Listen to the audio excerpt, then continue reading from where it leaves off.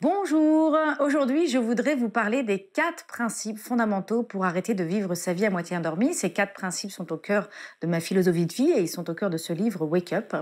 Et donc ces 4 principes, le premier c'est j'ose être brillant, j'ose être brillante. Le deuxième c'est je pose des actes à la hauteur de mes ambitions. Le troisième c'est je crée ma réalité avec mes mots. Et le quatrième, c'est je prends soin de ma source. Et aujourd'hui, je vais prendre le temps de vous parler du premier principe et dans des prochaines vidéos, je développerai un petit peu les 3 autres.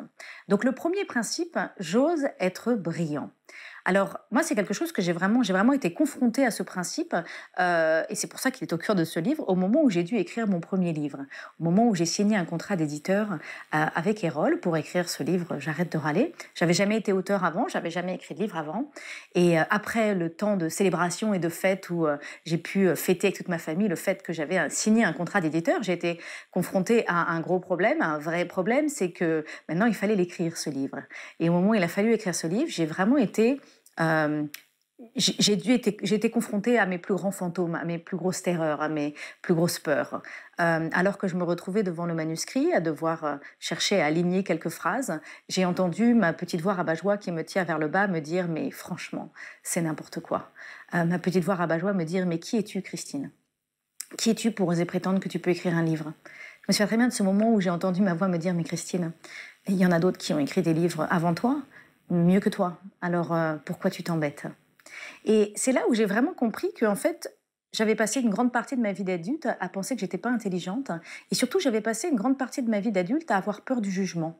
Et finalement, de peur d'être jugée, et ben finalement, je m'étais un petit peu enfermée dans cette idée de je vais chercher à être conforme à ce que je pense que les autres attendent de moi. Je vais pas faire trop de vagues, je vais pas trop parler, je vais pas trop donner mon avis, je vais pas trop exprimer mes idées, parce que comme ça, je prendrai pas le risque qu'on me dise que mon idée est un peu légère. Je prendrai pas le risque de me faire juger. Donc, à ce moment-là, j'ai décidé que c'était fini. Il fallait que j'ose prendre ma place, il fallait que j'ose m'affirmer, il fallait que j'ose écrire ce livre, vu que j'allais quand même pas laisser passer une telle opportunité.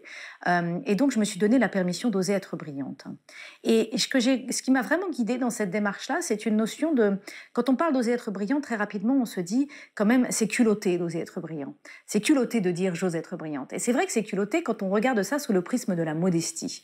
Moi, j'ai été élevée avec cette idée que je suis pas le centre du monde, et c'est une très belle valeur, je l'enseigne aussi à mes enfants, je leur apprends la modestie, je leur apprends qu'ils ne sont pas le centre du monde, et donc la modestie est une belle valeur, et elle me pose pas de problème jusqu'à un certain point. Elle me pose problème à partir du moment où, à force de ne pas vouloir être le centre du monde, eh ben on oublie qui on est. À force de ne pas vouloir prendre toute la place, eh ben on ne prend pas sa place. Donc ce principe, oser être brillant, est ce que j'ai été amenée à vivre moi-même dans ma vie, cette idée de dire, ben si, je vais prendre ma place. Et je vais non seulement prendre ma place, mais je vais prendre toute ma place. Par contre, je vais prendre toute ma place, mais je ne vais prendre rien que ma place. Et ça, c'est intéressant. C'est finalement, plutôt que de remplacer, de me laisser limiter par la modestie, j'ai remplacé cette modestie par la notion d'humilité. La notion d'humilité, c'est que je prends rien que ma place, ça veut dire que je ne prends pas la place des autres. La notion d'humilité, ça veut dire que mon job, il est de rayonner ma brillance, mais qu'à aucun moment, alors que je dis que je suis brillante, je ne prétends être plus brillante de qui que ce soit autour de moi. Et je tiens aussi à rappeler que dans cette notion, et c'est ce que j'explique dans le livre et dans mes séminaires, dans cette notion d'oser être brillant, j'intègre aussi le fait que nous sommes imparfaits. La brillance ne veut pas dire qu'on agit en toute perfection et que tout est absolument parfait et maîtrisé. La brillance, il est de dire que je vais oser prendre ma place, de manière puissante et de manière imparfaite, de manière brillante et de manière imparfaite. Voilà pour ce premier principe. Je vais vous présenter les autres principes dans les prochaines vidéos.